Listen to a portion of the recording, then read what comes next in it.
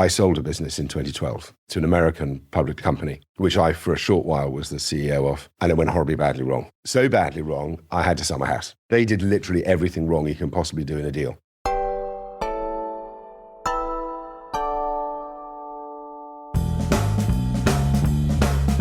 Hello and welcome to this episode of Confessions of a B2B Entrepreneur. Today we have Dom Hawes, who has built and is building a private equity-backed marketing services group. It's called Selby Anderson. And then over the past around 8 years, they've done, I believe, over 10 acquisitions and have built this group of diversified specialist agencies. And Dom was the mastermind behind it all. So the person who was raising the money, the person who was sourcing the agencies, and the person who was doing all those deals, something I'm really interested in at the moment. So Dom essentially breaks down his whole playbook for M&A within the marketing agency space. So absolute banger episode. Before we jump in, quick shout out to Fame, who is the marketing services agency that creates this podcast. If you'd like a show like this, go to fame.so, request a proposal, tell them Tom sent you, and then I'll make sure they look after you when you do. And so without any further delay, let's jump into this episode now with Dom. Quick one for anyone hiring or scaling in 2026. Instead of spending thousands upfront on laptops, phones, tablets for new hires, Raylo Business lets you subscribe with flexible monthly payments. Keep your cash flow healthy for growth, free upgrades, and next day delivery, and give your team the kit they need. Is how a lot of founders are handling tech procurement in 2026. Link in the show notes to check out Raylo. Dom, welcome to the show. Well, thank you very much, Thomas. A delight to be here. First question, how many agency M&A deals have you done? Agencies, well, it depends. Depends who I'm talking to. The official number for agencies is 13. 13. But I only really admit to 11 and a half. There are a few that went, we could probably get into that later on, but okay. Sometimes these things don't work out as you planned. Okay, so we'll cover the 1.5. I'd say 11 and a half really, but then I've done a few deals before Selby Anderson, before I started this business, I'd done a few deals for other people. So as in advisory capacity rather than as principal. Got it. So we are absolutely going to dig into the 1.5 later. Okay. But what I want this episode to be is I kind of want to go through like the M&A process specific for agencies and bringing in examples from like actual real life that you've done, I think would be awesome. And so the first point I have in my list is like strategy. Like before you want to go and buy anything, you need to understand what you're trying to achieve. So yes, it depends on, well, they're generally, I mean, I think about it in two buckets. You're buying capability, you're buying capacity. So a lot of people will say you should never buy capacity in M&A. It doesn't work. The maths don't add up. I don't actually agree. And just to clarify what capacity means. So capability is a no-brainer. You're buying something that you can't do. Yeah. So you're trying to extend your service or product range by buying in something new. And sometimes that makes sense.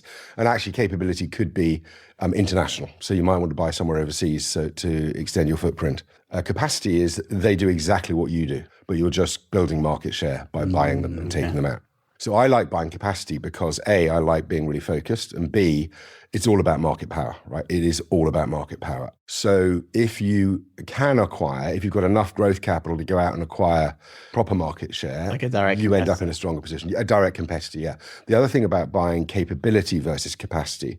So when I started out on my last journey, it was all capability because we had nothing. So we started with a blank sheet of paper. When you buy capability, you bring with you quite a lot of overhead. Management overhead, accounting, they're companies that are running in their own right. And the way that structures, and I'm sure we're going to get into that later, the way these structures work, my view is you need to let them run for a few years. There's no point in buying something and then destroying it overnight, right? So you bought it because it was successful, you let it run, you let it work, and then you look at integrating.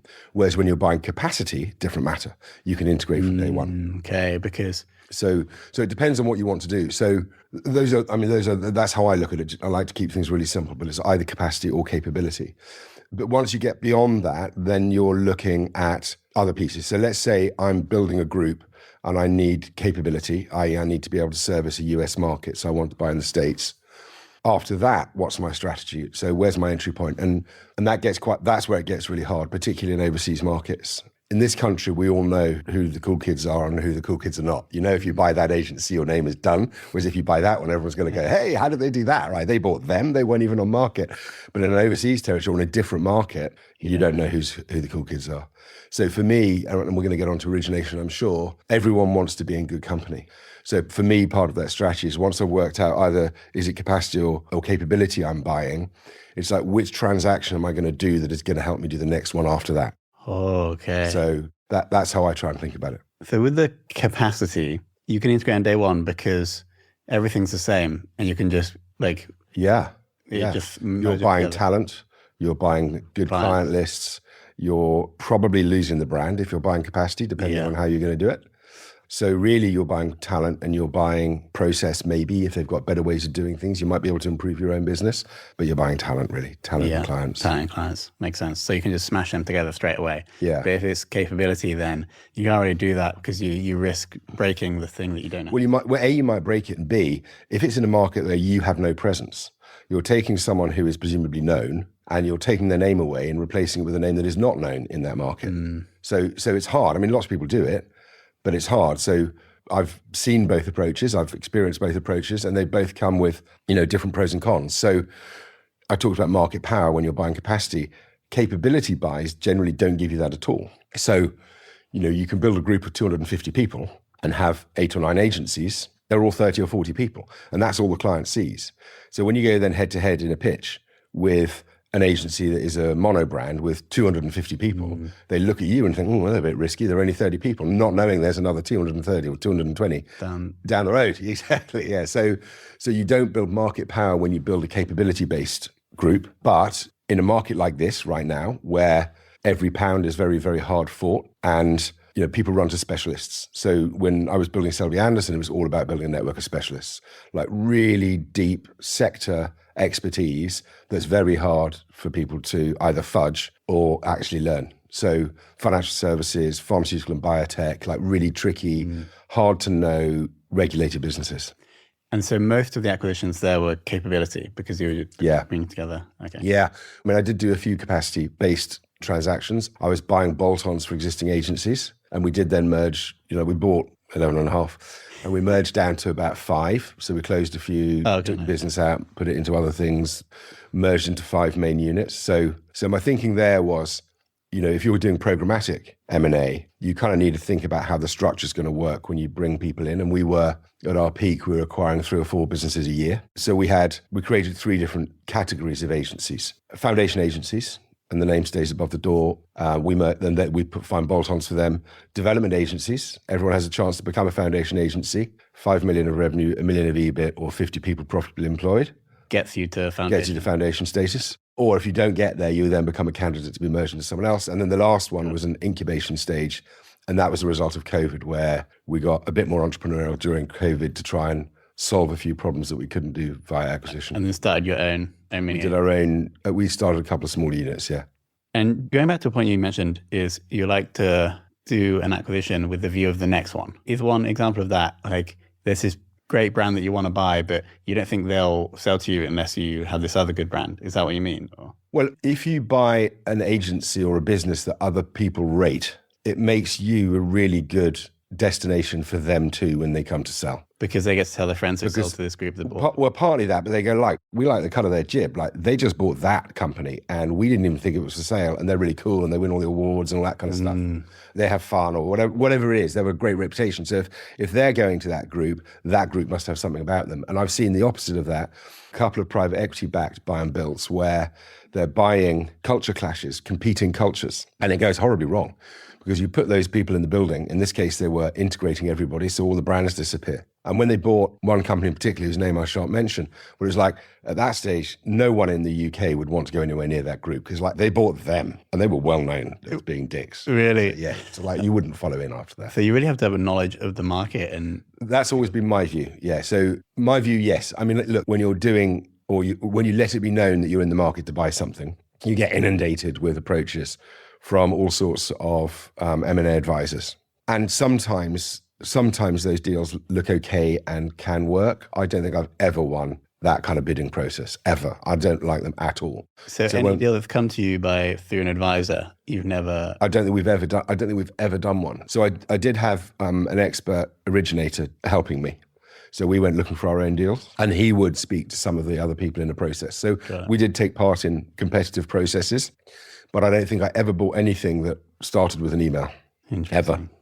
We tried, but we kept losing. So the other thing is for me, when I'm building, I want to be in control of the process. So I don't really like having competition. And if there is competition, I want to be the underbidder, and I still want to win it. Okay. Which is challenging. So that's where you need a really good crowd of companies that you've already bought. Exactly, a good story. Who can, because you've got a good story, and B, that they know that you are a good corporate citizen, and the minute this deal is signed, you're not going to completely shaft them around. Yeah. And you can also give references to the other agency founders. So at a very early stage in the process, I would introduce them to other people who've come into the group and say, look, I'm not even going to come into the room, have a conversation. If you want to say these guys are dicks, that's fine.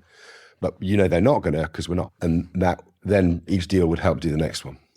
This brings us nicely onto my next point, which is sourcing. So you had an expert originator, and so we did a bit of both. We thought about this quite a lot, actually. So because as I said, when we started, we just had a spreadsheet with a blank sheet of paper and some money. Where did the money come from? 2 family offices backed us. Yeah, that you knew previously? Or? No, originally I was trying to fund with a small amount of equity and some debt, and the debt provider, big Dutch bank, very well known, said, we love this model, we're going to back you. They went, crawled all over one of the agencies I was trying to buy, came out, said, this is a fantastic deal, we're definitely in, have you got any more? I said, yeah, I've got another 3 or 4 in the pipeline. They said, fantastic.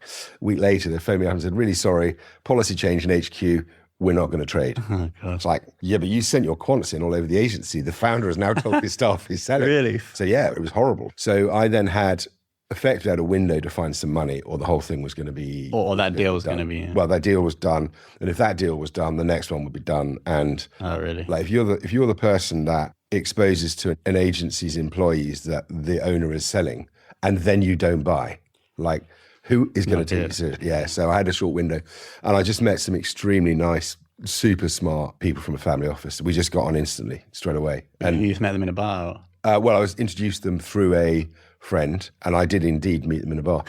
And within half an hour, we pretty much agreed we wanted to work together. It took 6 months to do the deal after that. That was in the heady days of 2018, after 6 or 7 years of straight line growth. Yeah, great. Pre-COVID, no war in Ukraine, no interest rate rise, no mini budget, all that stuff that's been thrown at us in the way. So it didn't work out exactly as we planned, like the original business model, but whatever does. We had a lot of hurdles We have had a lot of hurdles, but there's a cracking business there. So that was that. We agreed we were going to raise the money. We did raise the money. We did 4 transactions then within 3 months, because I had the pipeline. The whole pipeline behind. So it was all equity raised from the family. It was all equity, yeah. We did a debt round later, and we can maybe talk about funding deals later. So the origination piece, we thought a lot about it, because who is going to sell to someone like us who has no track record in this whatsoever, other than some money and some ideas. So a slight backdrop to this, I sold a business in 2012. I founded a business in 01, co-founded a business in 01, sold it in 2011, 2012 to an American company, which I, for a short while, was the CEO of. And it went horribly badly wrong. I mean, really badly wrong. So badly wrong, I had to sell my house. Another story, different time and place. Okay. But they did literally everything wrong you can possibly do in a deal. When they were integrating you? When they bought us, when they integrated us, when they rescinded the deal, all that kind of stuff. Yeah. So coming into this, I knew what bad looked like. Yeah. And I'd advised on a few other deals. I knew what bad looks like, because I'd been on the other side. I'd been a recipient of it, but also I'd seen a slightly rapacious principle. Buying without care, if you like. And you can do that. If you want to be a Gordon Gekko style person, you can do that. But it's a lot easier if you just set out with some good principles to be a good person. So I got help from an originator who worked really hard for us over 4 or 5 years, now a great friend. Brought us 2 of our biggest deals. And did he have a network, or he's just doing cold outbound? Well, he's been in the business 25 years. And he's not a marketing agency specialist, but we agreed between us a profile we were looking for. And, everyone's got access to the same data tools. It's a big market, right? So we were doing creative agencies, 34,000 or something in the UK, very big, really? It's a hugely fragmented market. Wow. Yeah. But a lot of those would be, mum and pop shops, 1 or 2 person agencies, but there are 34,000 or something. Actually, that was last year. It's probably 30 or 25 this year with the troubles that we've had. But there's a very big pool. I think that's the point, a very big pool. And you can buy a company for no money down type merchants who write to founders all the time saying, we'd like to buy your business, and they haven't got a pot to piss in. But when you get approached by a professional originator, it's a different thing. So I liked the fact that Howard, my kind of expert, would do that approach for us, because it just gave us a different feel. Got it. It wasn't me saying, I've got some money, I want to come and buy you. It was a professional originator saying, we're doing this thing programmatically, and that was that. We then also, we needed to, I mean, we're in the marketing business ourselves and the communication business, so we wanted to try and influence or create some soft influence on the people that we wanted to bring in. So the first podcast we created, we did 3 or 4 episodes on the process of M&A. To allow us to set expectation on what an agency might expect if they came into a group like ours. And before meeting us, every agency was advised to listen to the podcast. Yeah, that makes sense. And that meant when they came into our boardroom to meet us, they already knew a bunch of stuff about how we operated, which kind of helped. And then, as I said, we set up that quite quickly. We set up the network of previous owners, so that a really early stage of the process would be they'd meet other people who'd been through it. Nice. So, and then there were really interesting stories. So we bought a cracking agency. It was during lockdown, and it's up in Northumberland. And the guys selling the agency were fabulous, fabulous people. And there was some competition. This is one of the ones that was competitive. But it was the middle of lockdown in red zone, and I wasn't going to buy an agency if I hadn't met the principals face to face.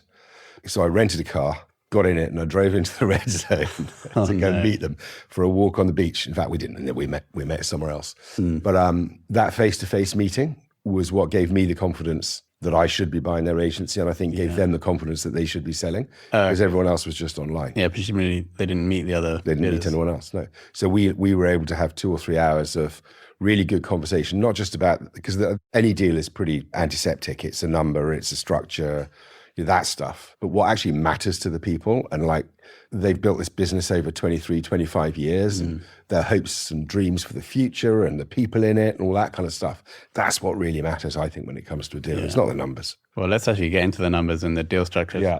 So negotiation and structure, and also something that you said earlier that I liked, which is you want to be the underbidder but still win.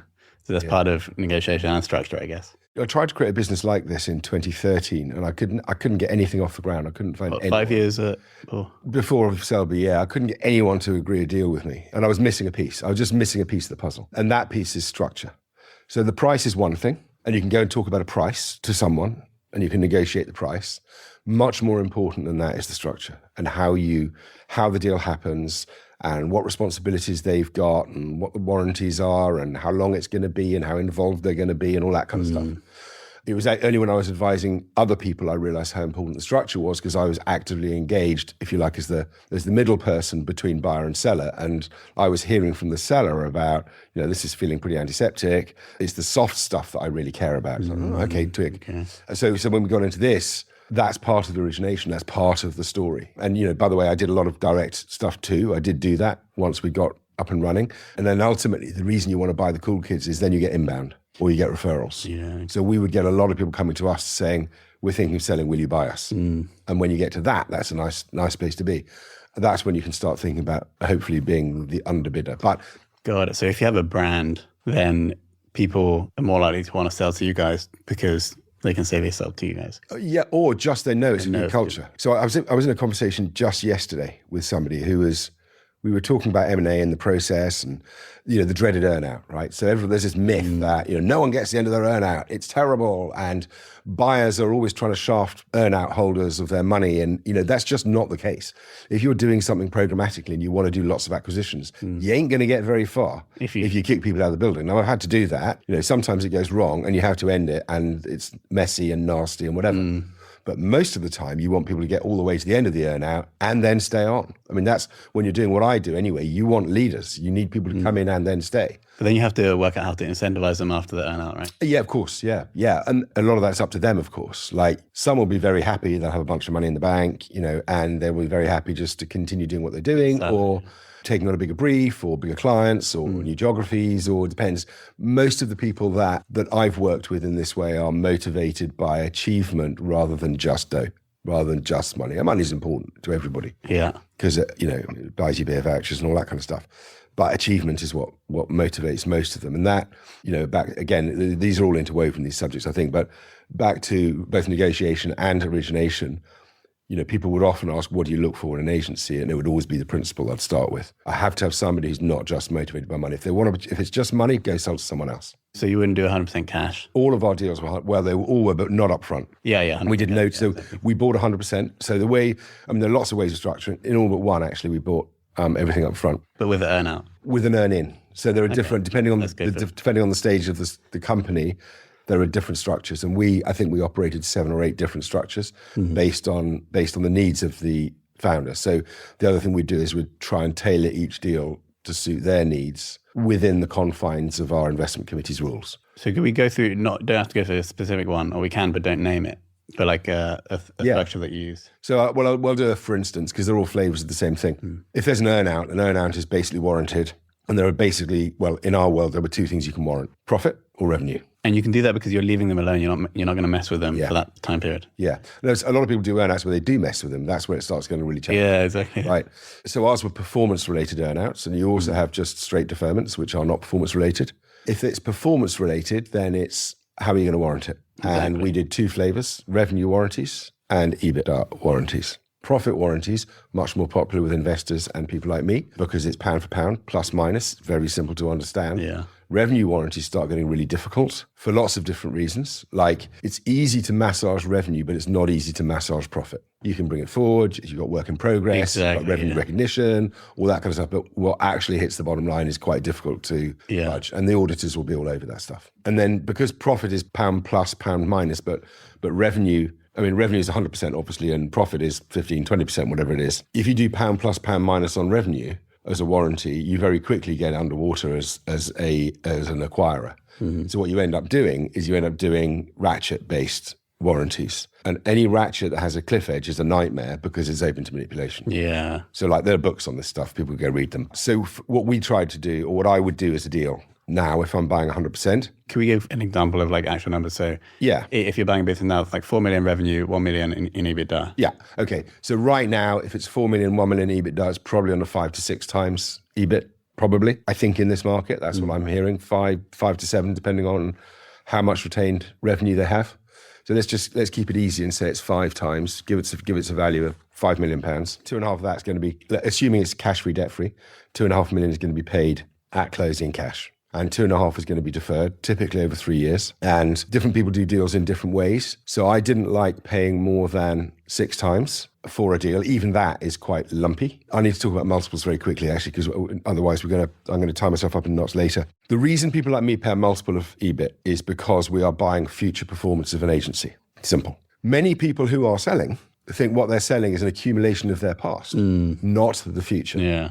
And so they go, well, I'm obviously worth 6 times, but you've got to factor in the synergies. What about the innovation and the synergies and the potential? It's like, mate, that's already priced in. That's already there. And I had that conversation so many times. I had one fall apart because, in fact, the agency came all the way down to London with 3 people to see us, having accepted heads of terms. And I said, okay, which bits of it do you want to renegotiate? And they said, price, structure, and warranties. So that's all there is. So which bit of it do you like? Well, none of it really, but we thought if we could get you in the room, we might be able to get enough. Okay, so what don't you like about the price? Well, you haven't priced in the synergies. How have we not priced in the synergies? Well, you're only offering us 4 times. It's like 4 times your future earnings, not 4 times but we're worth that. How? Anyway, so it falls apart. So I'm digressing. 5 million, 2.5 million in cash, 2.5 million probably over 3 years. And the way we would do it then, if it's this was on a 5 times, we'd revalue the business every year, or using exactly the same model. Mm-hmm. So rather than agree it up front and then do a correction each year based on an absolute amount, a deal amount, we would revalue the business and pay them out 5 times of that year's valuation. Interesting. So what that gives you the ability to do is it gives you a watertight performance period. For someone like me, it's a 1-year period, do what you will. It may incentivize short-termism. There's always a problem with earnouts there, not invest in the future, strip out as much OPEX as you can, maximize profit. That's where the job of someone like me is to keep making sure that the poor team isn't being beaten submission over 3 years and all that kind of stuff. But if you are up for 3 years of turbocharging your business, you can get a really, really good exit. So if the average EBITDA over the 3 years was 1 million each, Yeah. How much would they get paid out? Well, so let's do it let's do it over 2 years rather than 3 to keep it simple. Yeah. We did 2.5 million up front, so which is 50% of the business. Then we're going to buy 25% of the business each year. Got it. So they do 1 million. Let's say they do 2 million to make it easy. Yeah. The second year on a 5 times, their business is now worth 10 million. And then you buy the 25%. We'd buy the 25% at 10 million. Yeah, nice. Okay, so But you still own a percent. You still own that business, which is now much bigger. So it incentivizes. I mean, I don't mind paying more for that because I've got a much bigger business. As long as it doesn't do that and then collapse. Exactly. And there's always a risk in that, particularly in people-based businesses. But that's basically the structure. So for us, it would be an amount at close and then performance-related earnout. Were I doing it now from scratch, I may not do it that way. I may not use performance-related earnouts. what would you do? I would probably try and do 50% equity up front, and I'd take 50% debt, either from the vendor, i.e. vendor funded, or from a bank, and I would pay them out up front. 100% upfront. 100%. Yeah. Now, but I would use that as a lever to negotiate a much better deal. I'd only do that if I was super confident in the future performance of the agency. But if you are, you get a much better deal. I mean, everyone wants money up front. They want as much as possible. But if it's a seller note, then they wouldn't actually get the money up front. Well, if it's a seller note, then you wouldn't. Yeah, absolutely. But if there was bank debt, makes sense. Can we talk about negotiation? We touched on it a bit, but there was also a specific story that you mentioned earlier about when you think someone was not being honest. Yeah. So that's a negotiation approach. Yeah. So, I mean, negotiation is an interesting one when it comes to M&A. The first thing to realize is there's no such thing as a price, right? In my next life, I'm just going to do deals. And I was speaking to somebody yesterday who said, I want you to value my agency. What I put on it is immaterial, right? Yeah, It's exactly. the values of the person that's buying it, and it's where it fits into theirs. Now, of course, you can do rough ballparks, but negotiation is often about, firstly, it's about soft things. Secondly, there are different numbers that you can use in a negotiation to achieve a different outcome, which is why structure is more important than price. So I can give a price for that agency we've just been talking about of £5 million. If I'm putting 2.5 down and it's vendor financed, then I'm still buying the business for £5 million. So the balance sheet will show that I've spent £5 million there, but I'm only deploying 2.5 cash. So in getting there, the first thing I'm going to look at is the problem. We've talked about a multiple of profit. You said it's doing a million in EBIT, but what's EBITDA? How are you getting to that number of 1 million? Is it a 3-year average? Is it a 2-year average? Is it a 1 year? Are you weighting it over 3 years? Are you doing 3 years back, 1 current and 3 forward? So there are loads of different ways of arriving at an adjusted EBITDA. How many add backs are you going to allow? How many are you not going to allow? So the first thing you can negotiate is that number. What is that profit number? Yeah. So again, someone who wants to sell an agency will often try and add their salary back, saying, I'm not needed in this business. They wouldn't even notice if I walked out the door. Therefore, I can add my salary back. Often not the case. If that person leaves, the agency collapses. So add backs are a big part of the negotiation. What is your reference EBITDA is a massive part of the negotiation. The multiple you're going to apply to the business is a big part of the negotiation. So the way I find easiest to do that is create this set of criteria that matter to you, and then use that to apply to your confidence level about their future profitability, because that's what it's about, again, at the end of the day. So, one way is to look at comparables. You can do a discounted cash flow to work out what your net present value of the agency is if you want. It's really hard with people-based businesses. So there are lots of different points in negotiating. Miraculously, with most of the agencies I bought, there was a figure of £1 million, which was really important. They wanted the £1 million down. Okay. So often I would, in the negotiation, I'd be trying to find what is it they really want out of that transaction? What is it financially they really want? We can move the EBITDA number. We can change that based on how we're going to average it. And we can adjust the risk profile based on how we average. We can change the multiple. We can change the duration of the earnout. We can change the mechanism of the earnout. We can change the percentage of cash up front and the percentage left behind. So, for example, if you are selling your agency and you're super, super confident in your future, I would take 25% down and I'd put the rest into earnout because I know I'm going to turbocharge and max it, and as long as I trusted the other people. So I would often ask people how much they wanted up front, just to get an indication of how confident they were in their own future. Got it. Okay. If they want 100%, then they say it's 100% for me and I'm out. Now there was one deal we did like that. Well, you paid 100% and the family. Well, it wasn't quite 100%, but it was 100% deal, fixed, no warranties, and the owner left on day one. But he didn't work in the business. He owned it. He didn't work in it. Okay. So that was an easy one to do. And the cash was up front, or 50% up front, 50% over 3 years, but fixed, no warranties. Yeah. Nice. And so did that one work out? Yes. Yeah, it did actually. Well, we did 2 of those deals. One worked and one slightly didn't. Thing is, what's worked? Yeah, exactly. It's find what tricky, works. isn't it? So going back to the 1.5 then, which one was the worst? And you'd have to give Well, a the name. very worst deal I've done, I'm not going to name them, but we pretty much closed the company within 6 months after buying it. It was the very first deal we did.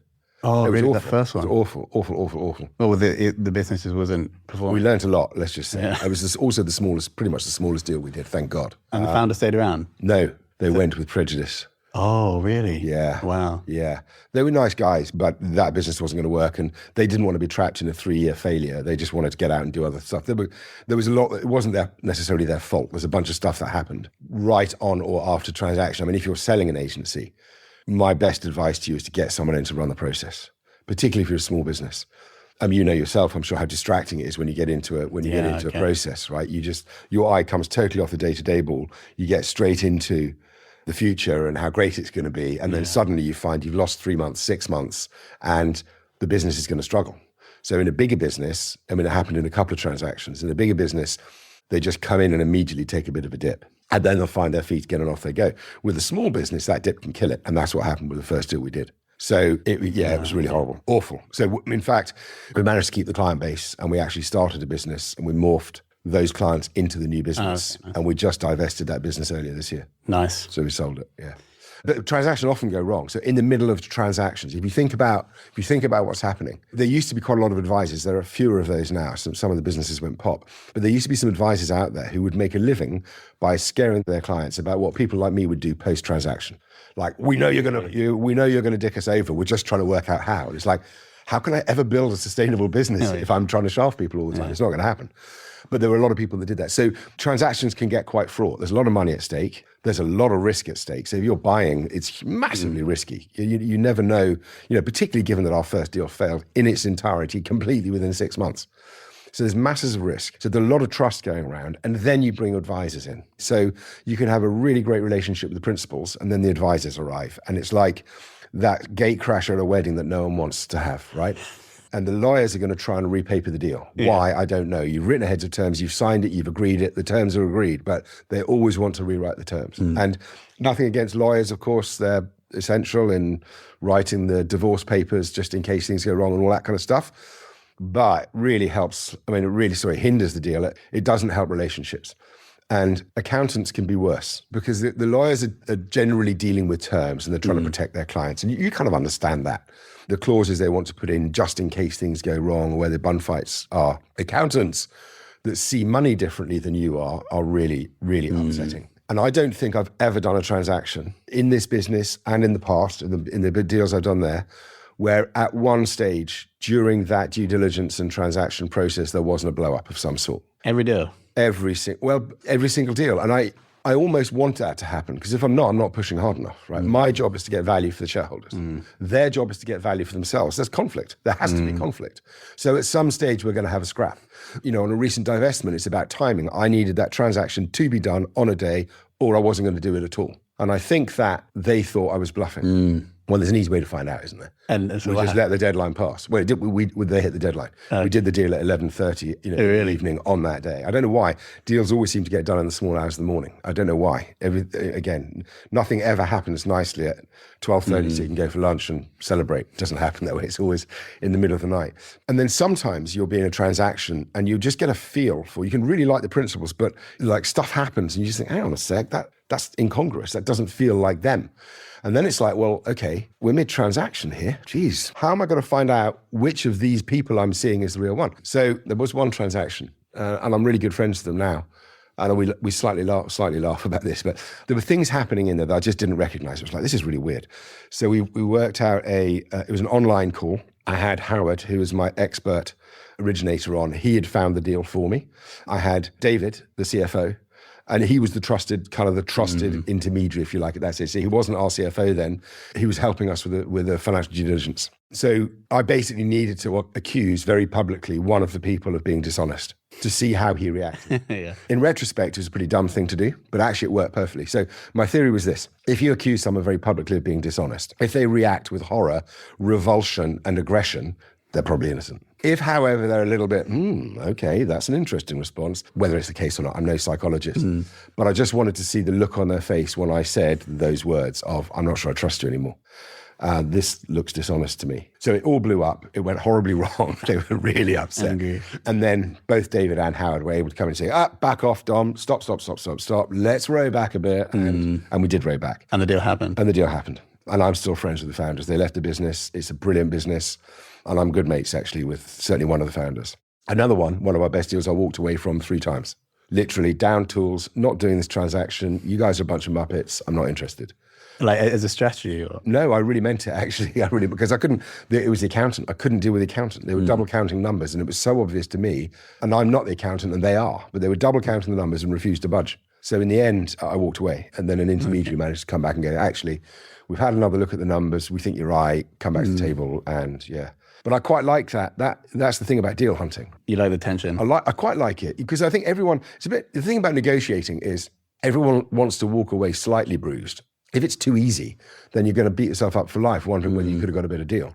Whereas if you get a little bit of friction, a little bit of bruising, then you probably know you've got the best deal you can, yeah.